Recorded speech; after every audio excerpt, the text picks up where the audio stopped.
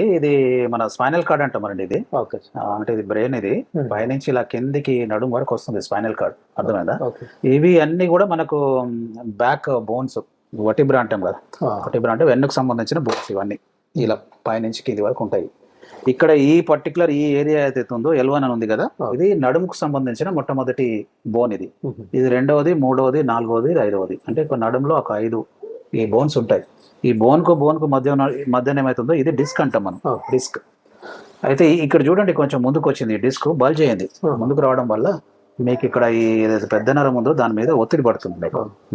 దానివల్లనే మీకు ఈ ప్రాబ్లమ్స్ అన్ని, అంటే నడుములో నొప్పి రావడము, తర్వాత ఈ కాళ్ళు గుంజినట్టు ఉండడము విపరీతంగా ఉంది. చాలా విపరీతంగా ఉంది. నొప్పి ఏమి ఉండదు. సరేనా?